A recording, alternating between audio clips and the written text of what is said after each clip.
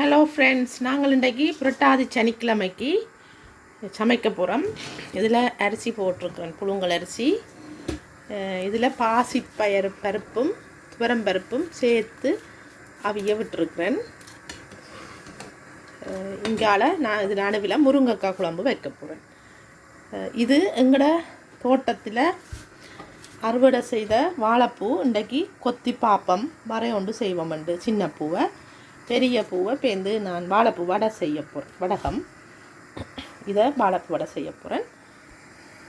இப்போ நாங்கள் வாழைப்பூ எப்படி யாழ்ப்பாணத்து முறையில் நாங்கள் கொத்துறதுன்னு பார்க்க போகிறோம். சமைக்கிறதுக்கு முதல் கொஞ்சம் தண்ணி எடுத்து, வாழைப்பூவில் கயர் இருக்குது, அப்போ இதை போட்டால் அந்த கருத்து வராது. உப்பை கொஞ்சம் போட்டுட்டு வாழைப்பூவை முதல் அந்த வெளியில் முற்றினதெல்லாம் கலட்டுவோம். ஒரு 2 மடல் கலட்டினா காணும்.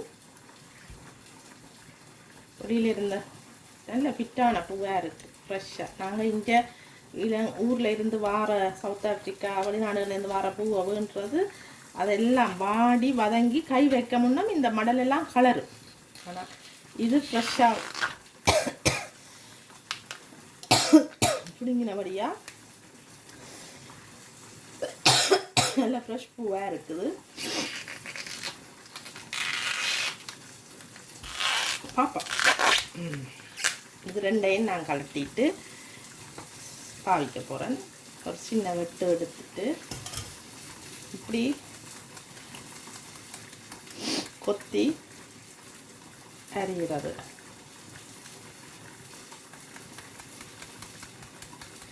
இது கத்தி நல்ல கூராக இருக்கணும்.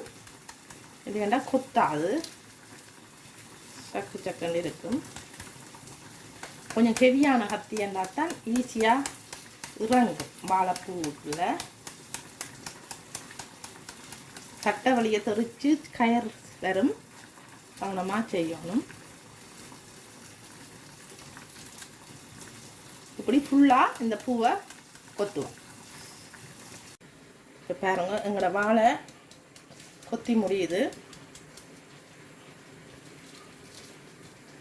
இப்படியே கொத்தி கொத்தி இந்த முத்தின தண்டு வர நாங்கள் நடுத்தண்டு எடுக்கிறீல வெளிப்பக்கத்தால் இப்படி சரிச்சு கொத்தி இப்படி எடுத்தா சரி. பாருங்க, நாங்கள் தண்டு இப்படி சுத்த வர கொத்தி இவ்வளோ தண்டு 1.5 இன்ச்சு 2 இன்ச்சுக்கு மேலே தண்டு எடுக்கையில் சைட்டால் கொத்தி சீவி எடுத்தாச்சு. இப்போ வாழைப்பொத்தி கொத்தி முடிஞ்சுது. இனி நாங்கள் குழம்பு ரெடி. இங்கே வாங்குவோம். குழம்பு பாருங்க, முருங்கைக்காய் நல்லா கனிவாக அவிஞ்சிட்டுது. நான் காட்டுறேன்.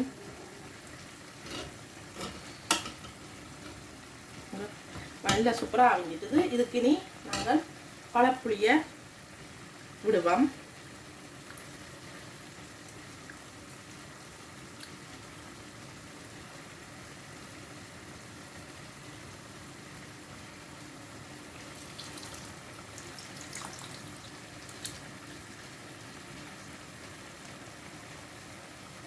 விட்டுட்டு கொஞ்சம் கொதிக்க விட்டா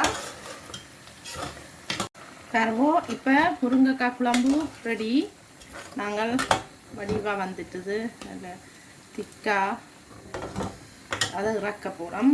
இறக்கிட்டு இனி இதில் நாங்கள் வாழைப்பூ வரைய வறுக்க போகிறோம். இதில் என்ன ஒரு ஸ்பெஷல்னா, சனீஸ்வர பகவானுக்கு கருப்பாக கீரை, முருங்கைக்காய், வாழைப்பூ, எள்ளு சாதம் அதெல்லாம் மெயினாக செய்து படைக்கணும். அப்போ எங்களுக்கு இன்றைக்கு அமைஞ்சிட்டுது, எதிர்பார்க்காம வீட்டில் இருந்துட்டுது. முருங்கைக்காய், வாழைப்பொத்தி எங்களோட தோட்டத்திலேயே வெட்டினது எல்லாம். நாங்கள் இனி வாழைப்பொத்தியை வறுக்க போகிறோம். அதுக்கு கொஞ்சம் செத்த மிளகாய் சின்னனா வெட்டி தாளித்து போட்டு தான் வாழைப்பொத்தி வறுக்கிறது. கருவேப்பிலை கொஞ்சம், செத்த மிளகாய், சின்ன வெங்காயம். சின்ன வெங்காயம் போட்டு வாழைப்பொத்தி வறுத்தா ஒரு தனி டேஸ்ட்டாக இருக்கும். வெங்காயம் நிறைய போட்டாலும் இன்னொரு ஸ்பெஷல் டேஸ்ட். இது எனக்கு கொஞ்சம் தானே காணும். இப்போ பாருங்க சட்டி நல்லா காஞ்சிட்டுது. நான் கொஞ்சம் நல்லெண்ணெய் விடுறேன். அதில் கொஞ்சம் கடுகு,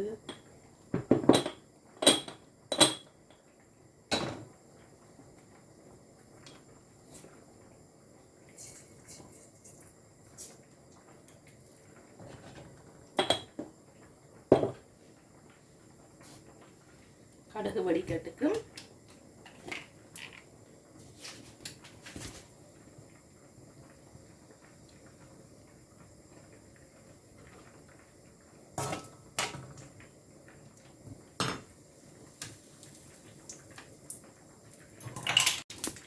கடுகு நல்லா புலன்னு வெடிக்குது.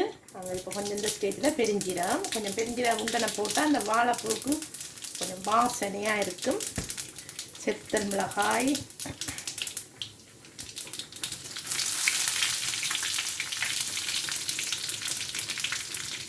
இதெல்லாம் இந்த வரைக்குள்ள கடிபடைக்க மிளகாயெல்லாம் நல்ல டேஸ்டாக இருக்கும்.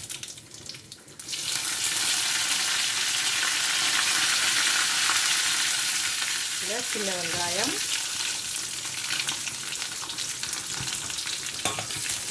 சின்ன கரண்டி என்றால் தான் கொஞ்சம் இந்த வடிவா நுழைஞ்சி கிளறலாம். இப்போ பாருங்க வாழைப்பூவை நாங்கள் தண்ணிக்கு உப்பு போட்டு தானே கொத்தி போட்ட நாங்கள் ஒரு வித்தியாசமாக மஞ்சள் கலரில் வருது. ஊர் வாழையண்டா சிவப்பா மெரூன் கலரில் ப்ரௌன் கலரில் வரும்.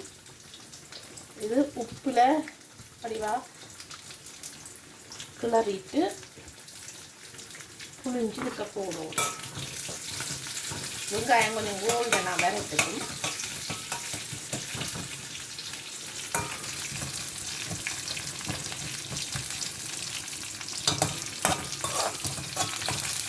வெங்காயம் நல்லா முடியினா தான் அந்த தாளிச்ச வாசம் டேஸ்ட் ஒரு ஃப்ளேவர் கிடைக்கும் வாழைப்பூ வரை.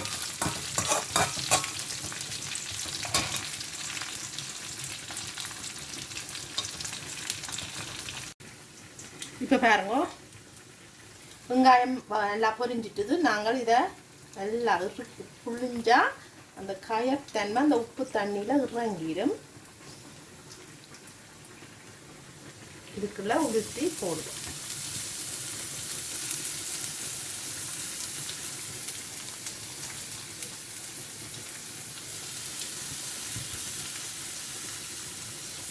இப்போ பாருங்க எல்லாம் போட்டுட்டோம்.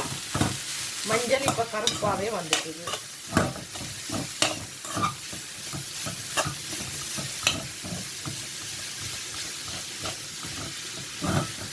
இதில் நாங்கள் உடனே இந்த ஸ்பைசஸை போட்டுருவோம்.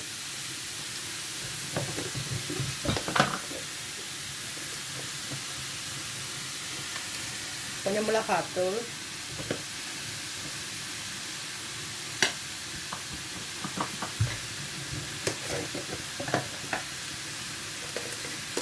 கொஞ்சம் உப்பு,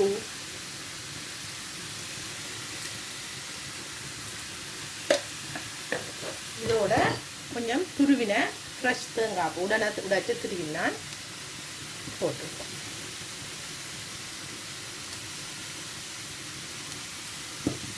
இனி இதை வடிவாக கிளறிட்டு நல்லா சிம்மில் வைக்கணும். அடுப்பை ஃபுல் இதில் வச்சா அடி பிடிச்சிடும். சிம்மில் வச்சுட்டு மூடி விட்டால் சரி. நல்லா ஊறி முதல் ஸ்டீம் பண்ணப்படும். ஸ்டீம் பண்ணி சேர்ந்து திறந்து போட்டு கிளறி விட்டால் சரி. வர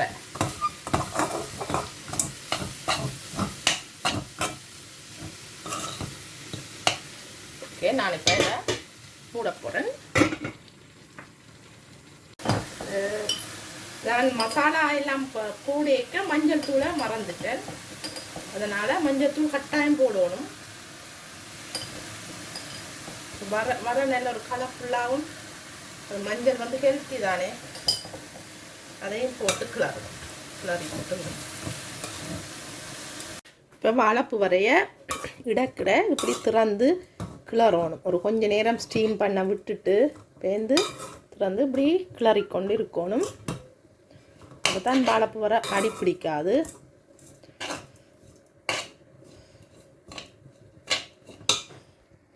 ஹலோ பாருங்க ஃப்ரெண்ட்ஸ், எங்களோட வாழைப்பூ வர இப்போ வடிவாக வறுத்துட்டுது.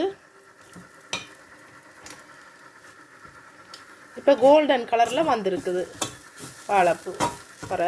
இதை நாங்கள் இனி அடுப்பு ஆஃப் பண்ணிவிட்டு ஒரு டிஷ்ஷில் இறக்க போகிறோம்.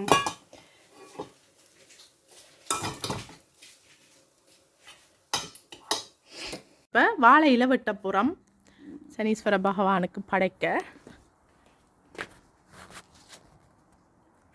இந்த இலையை தான் வெட்டுவோம். இது தலை வாழை இலையாக பார்த்து வெட்டணும் பாருங்க. இந்த இலையை தான் நாங்கள் வெட்ட போகிறோம். பெருசாக அங்கே தள்ளி வெட்டுவோம்.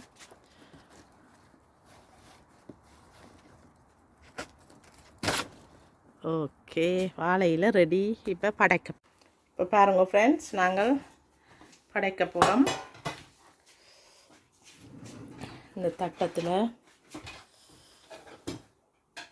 வாழை இலையை முதல் வச்சு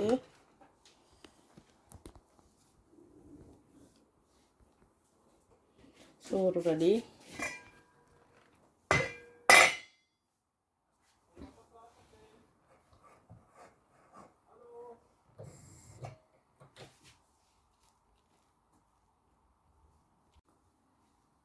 பாருங்க, ரைஸ் போடுவோம்.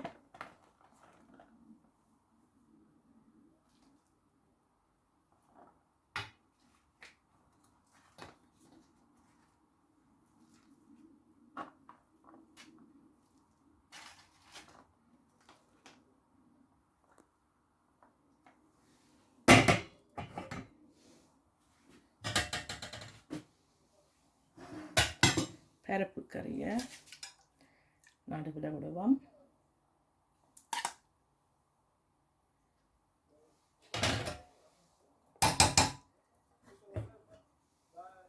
முருங்கைக்காய் குழம்பு,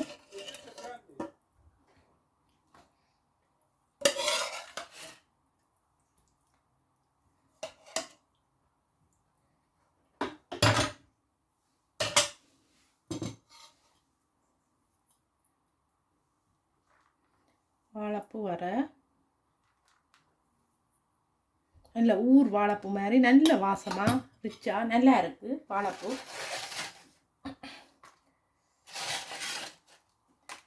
பழம், மிளகாய் பொரியல். இப்போ நாங்கள் சாமிக்கு படைச்சு கொஞ்சம் தண்ணி தெளிப்போம்.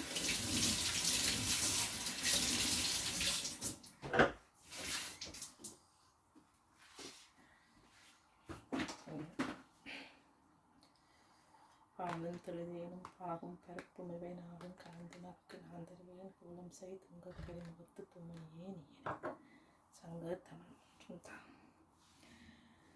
இனி நாங்கள் காகத்துக்கு படைக்கிறதுக்கு கொஞ்சம் கிள்ளுவோம்.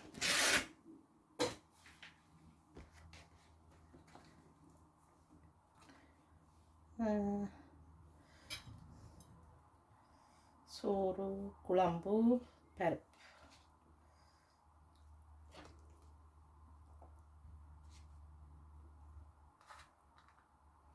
வாழைப்பூ வர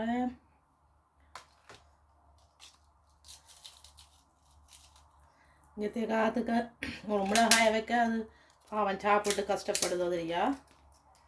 இப்போ நாங்கள் இதை கொண்டே காகத்துக்கு வச்சுட்டு வரப்போகிறோம். கிள்ளியாச்சு இலையில். இதை இப்போ காகத்துக்கு வைக்க போகிறோம்.